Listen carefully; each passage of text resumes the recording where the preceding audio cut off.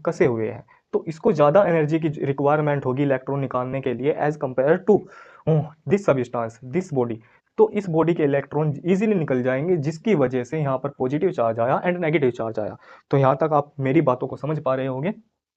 तो मैं आपको दोबारा से बताने का प्रयास करूंगा। जो इलेक्ट्रॉन होते हैं वे जब हम दो सब्सटेंस को रब करते हैं तो उनके बीच में हीट जनरेट होती है, और हीट हमारी एनर्जी होती है जो कि इलेक्ट्रॉन को मिलती है, जिसकी वजह से वे क्या हो जाते हैं, फ्री हो जाते हैं। और जब हम दो सब्सटेंस, दो एटम को रगड़ रहे हैं, दो एटम को रब कर रहे हैं, दो एटम को क्या कर रहे हैं, रब कर रहे हैं, जब दो एटम को रब कर रहे हैं तो उनमें क्या होगा, उनके जो इलेक्ट्रॉन है वे फ्री हो जाएंगे, यानी कि जिसकी जिसकी इंट्रा एटॉमिक फोर्स कम होगा उसके इलेक्ट्रॉन जल्दी निकल जाएंगे एज कंपेयर टू दूसरे एटम के। तो उस जो हमारे इलेक्ट्रॉन निकल गए हैं वे दूसरे एटम के पास घुस जाएंगे, जिसकी वजह से उस पर पॉजिटिव चार्ज आएगा, एंड उस पर क्या आ जाएगा, नेगेटिव चार्ज आ जाएगा। यानी कि जब हम रगड़ेंगे, सिंपल सी बात है, जब हम एक एटम को, एक सब्सटेंस को दूसरे सब्सटेंस से रगड़ेंगे, सब्सटेंस के अंदर क्या होता है, एटम होता है, यानी कि जब हम दो एटम को रगड़ेंगे, सपोज दैट तो एक की इंट्रामोलिकुलर फोर्स क्या है, कम है, और एक का ज़्यादा है, तो जल्दी इलेक्ट्रॉन किसके निकलेंगे, जिसका इंट्रा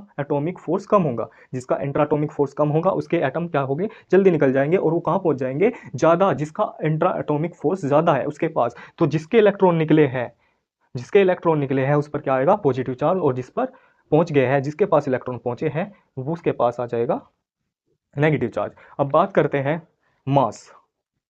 अब बात करते हैं मास के बारे में।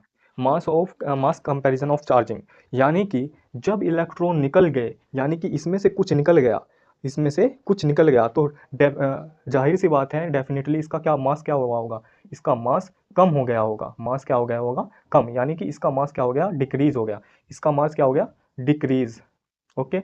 और इसमें इलेक्ट्रॉन आया है तो इसका मास, यानी कि इसमें कुछ हमने डाल दिया, इसमें कुछ हमने डाल दिया, तो जाहिर सी बात है इसमें क्या हो गया, इसका मास इंक्रीज हुआ होगा, इसका मास इंक्रीज।